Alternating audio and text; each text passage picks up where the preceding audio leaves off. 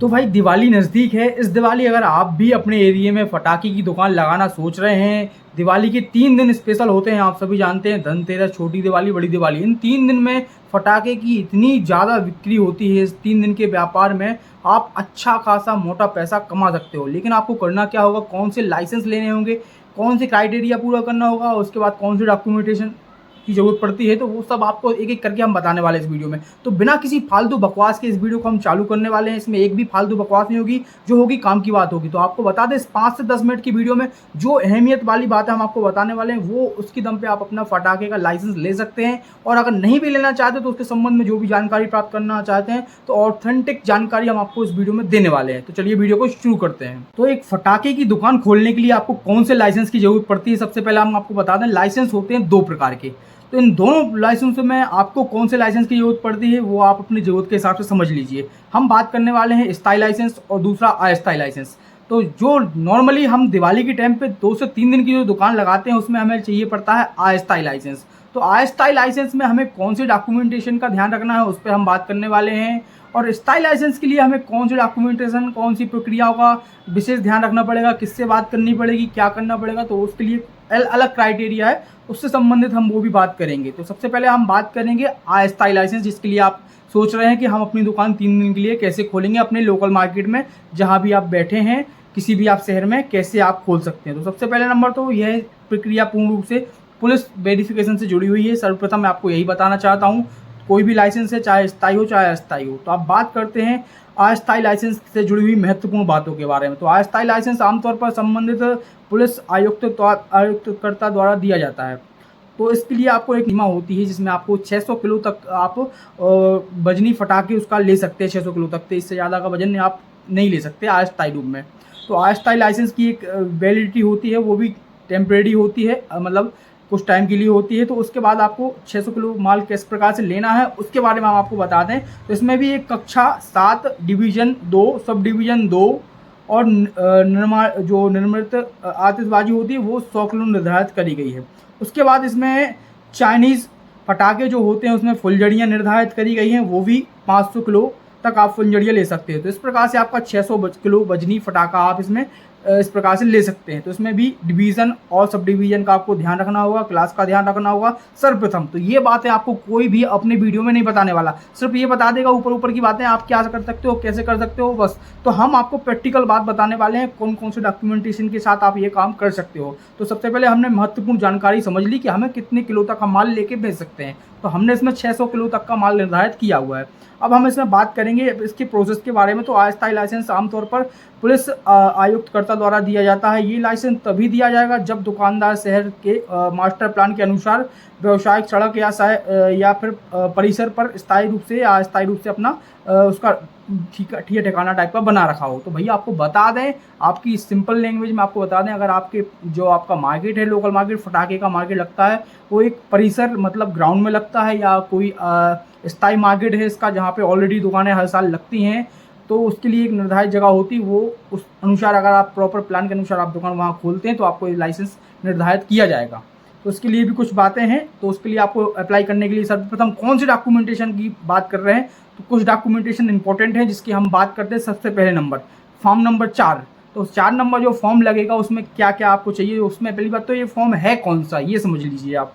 इसमें आपको विस्फोटक पदार्थ रखने और बेचने के संबंध में ये आपको फॉर्म भरना पड़ता है। इसको एक लाइसेंस फॉर्म बोलते हैं। ये है 4 नंबर फॉर्म, इसमें विस्फोटक पदार्थ आप रख सकते हो और बेच सकते हो, इसमें यही जगह किया जाएगा। उसके बाद आपको अपना पहचान पत्र, जिसमें आपका पासपोर्ट साइज आपका फ़ोटो होना चाहिए उस पहचान पत्र में, तो ये सब आपको लेना पड़ेगा। उसके बाद आपको शपथ प्रमाण पत्र, उसमें आपको विविध नोटरीकृत जो विविध प्रमाण पत्र नोटरी होती है, वो नोटरी करवाकर उस प्रमाण पत्र में आपको देना होगा। उसके बाद आपको एक पंजीकृत वस्तुकार द्वारा विविध डिजाइन की गई साइड योजना, तो आपको एक जो साइड योजना रहती है, नगर पालिका द्वारा एक निर्धारित जगह दी जाती है, नगर निगम द्वारा निर्धारित जगह दी जाती है फटाखा की दुकान खोलने के लिए कुछ दिनों के लिए। तो उस दिनों उसके अनुसार वो निर्धारित जगह जहाँ है, वो आपको बतानी पड़ेगी कि मैं अपनी जगह यहाँ निर्धारित रूप से यहाँ पर अपनी फटाखा की दुकान खोल रहा हूँ। उसके बाद आपको चाहिए व्यवसायिक स्थल का स्वामित्व प्रमाण पत्र, तो ये भी आप वहाँ से ले सकते हो। तो ये आपको बनवाना पड़ेगा, इसको NOC भी आप बोल सकते हो।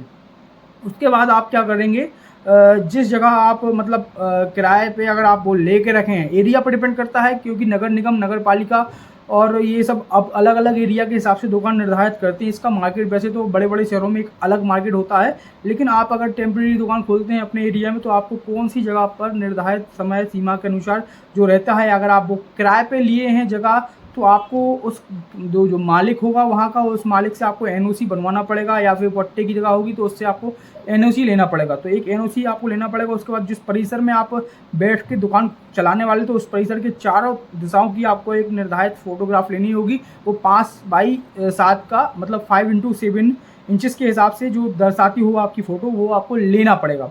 इस प्रकार से आप ये लेके काम कर सकते हैं वहाँ पे, तो आपको ये देना पड़ेगा। उसके बाद दुकान तक पहुँचने वाली सड़क योजना, जिस प्रकार से वहाँ पे निर्धारित सड़क योजना है, उसके हिसाब से वहाँ पे बिजली वायरिंग वगैरह सबका आपको ध्यान रखना होगा। वहाँ जो कवर अप दिया जाएगा इन सब चीज़ों को लेकर, तो एक प्रॉपर साइट प्लान आपको देखना होगा, दर्शाना होगा इस प्लान के बारे में कि हमारा सब कुछ सुरक्षित है, किसी भी प्रकार की कोई आगजनी नहीं होगी, और अगर आगजनी होती है तो इसके लिए आप स्वयं जिम्मेदार होंगे और आपने उसकी व्यवस्थाएं करके रखी हैं। आपको ये प्रशासन को वहाँ पर बताना होगा।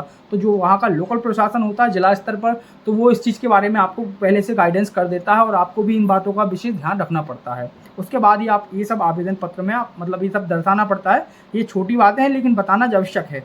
उसके बाद आप आवेदन पत्र के साथ आपको कुछ चीज़ों का विशेष ध्यान रखना पड़ता है, जो जिस प्रकार से आपको मैं बता दूँ। ये सब चीज़ों को एक प्रॉपर चेकलिस्ट बना लें, चेकलिस्ट कर लें। चेकलिस्ट करने के बाद आप इनको सबमिट कर सकते हैं लास्ट में, किस प्रकार से हमने सारी बातों का ध्यान रखा है। अब इसमें कुछ और चीज़ों का आपको ध्यान रखना पड़ेगा जिसकी मैं बात कर रहा हूँ।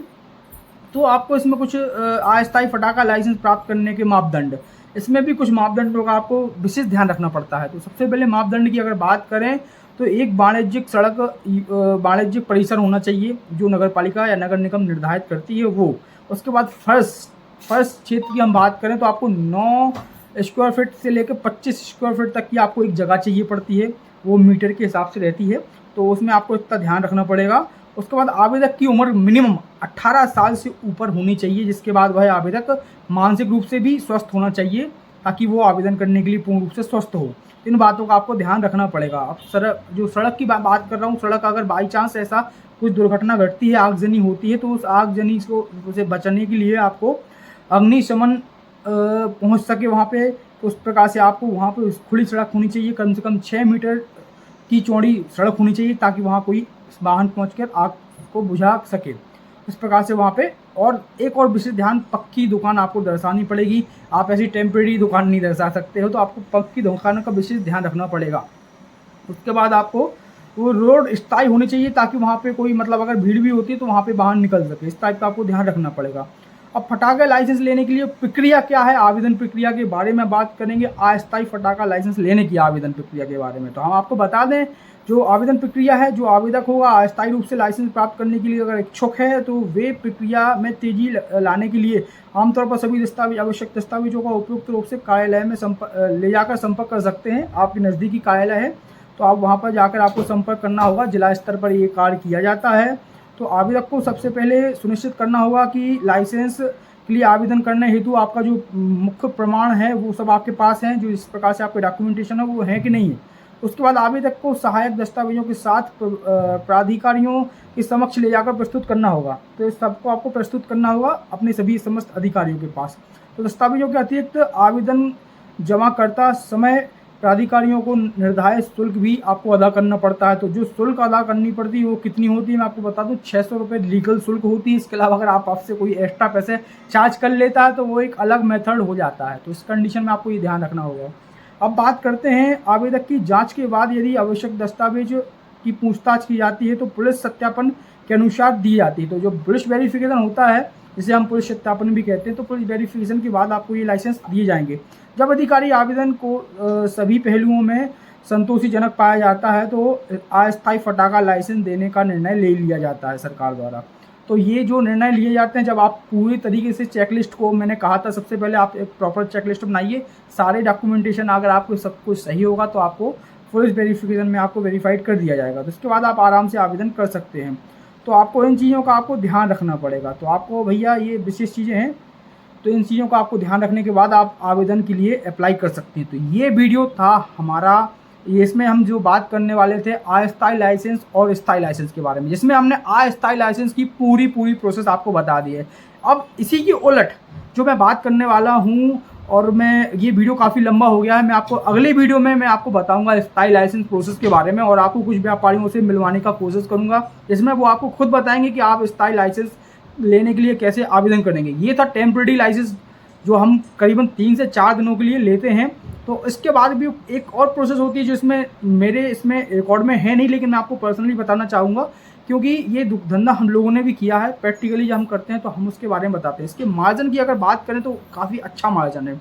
मार्जिन आप समझ लीजिए कि इसका सीधा 3 गुना 4 गुना मार्जिन तक हमें फटाके बेचकर मिल जाता है। अब कुछ बातें ऐसी हैं कि जब हमारा माल बिक जाता है या लास्ट में कुछ माल बच जाता है तो उस माल का हम करेंगे क्या।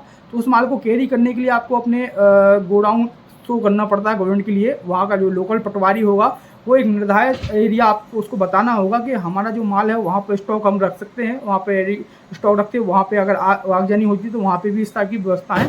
तो प्रॉपर मैपिंग के साथ उसको बताना पड़ता है। तो इस टाइप से आप आउटसाइड आपका कोई खाली प्लाट पड़ा हो या कोई मकान हो तो आप वहाँ पे ये सब बता सकते हो। तो इस प्रकार से अच्छा खासा मार्जिन देने वाला प्रॉफिट वाला धंधा है ये। 3 दिन में लोग लाखों रुपए कमा लेते हैं। तो भैया ये बिज़नेस हल्के में लेने वाला बिज़नेस नहीं है, इसको एक बार करके देखिए। और कोई समस्या होती है तो आप मुझे डायरेक्ट कमेंट करके भी पूछ सकते हैं, मुझे मेल कर सकते हैं। और इसी प्रकार की और वीडियो देखने के लिए आप हमें फॉलो करिए, चैनल को सब्सक्राइब करिए, वीडियो को लाइक करिए और अन्य लोगों के साथ शेयर करिए जो इंटरेस्टेड हैं फटाका लाइसेंस लेने के लिए या फटाका लाइसेंस लेने का सोच रहे हैं। तो इस वीडियो को ज़्यादा से ज़्यादा लोगों के साथ शेयर जरूर करिए। हम अगली वीडियो में बात करेंगे स्थायी लाइसेंस के बारे में। तो वीडियो को समाप्त करते हैं, मिलता हूँ आपसे अगली वीडियो में। तब तक के लिए जय हिंद, जय फाइनेंस।